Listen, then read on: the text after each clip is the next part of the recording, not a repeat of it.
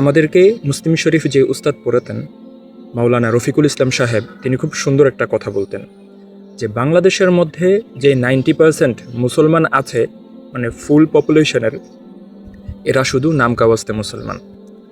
যদি সুন্দরভাবে এদেরকে জিজ্ঞাসা করা হয়, ধরা হয়, যাচাই বাছাই করা হয়, তাহলে 10% মুসলমানও পাওয়া যাবে না। কারণ তারা এমন এমন কুফর আর শিরকের মধ্যে লিপ্ত, যেগুলোর মাধ্যমে তারা সরাসরি ইসলামের দায়রা থেকে বের হয়ে যায়। দেবিদ্বারের এমপি হাসনাত আবদুল্লাহকে একটা কমেন্ট সেকশনের মধ্যে রিপ্লাই দিতে দেখলাম। সে বলছে মাহফিল বন্ধ করার অধিকার কারণেই। তার এই কথাটা আমি খুব সুন্দরভাবেই বুঝতে পেরেছি, কিন্তু এরপরেই সে বলছে যে সিনেমা বন্ধ করারও অধিকার কারণেই। এখন আপনারা যারা আমার ভিডিওটা দেখছেন, আপনারা যারা মুসলমান, আপনারা আপনাদের মধ্যে থাকা ইসলাম সম্পর্কে ইলম অনুযায়ী এই উত্তরটা দেন তো, বর্তমান সময়ে যেই সিনেমাগুলো চলছে পুরো পৃথিবী জুড়ে, সেগুলো কি ইসলাম সমর্থন করে? সেগুলোকে কি ইসলাম হালাল বলে? নিশ্চয়ই না, সেগুলোকে হারাম বলে।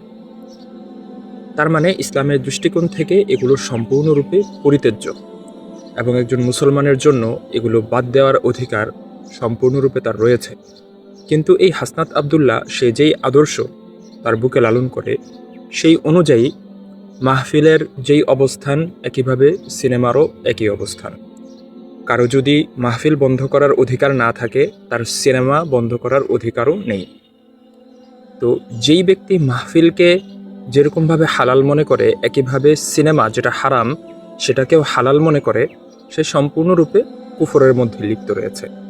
কারণ আল্লাহ তাআলা যেই বিষয়টাকে হারাম করেছেন, সে সেই বিষয়টাকে হালাল করে দিচ্ছে।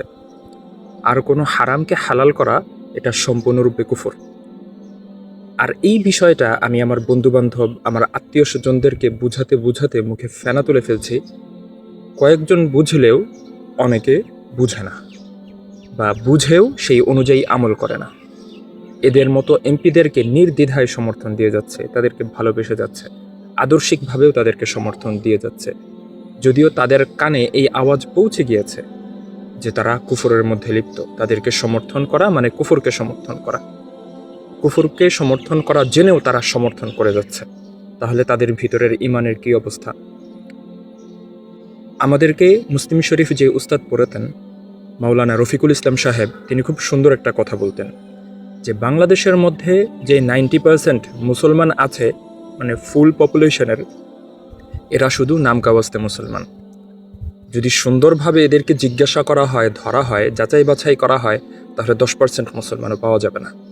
কারণ তারা এমন এমন কুফর আর শিরকের মধ্যে লিপ্ত, যেগুলোর মাধ্যমে তারা সরাসরি ইসলামের দায়রা থেকে বের হয়ে যায়।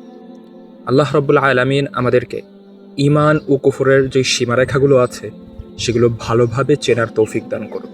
আমিন।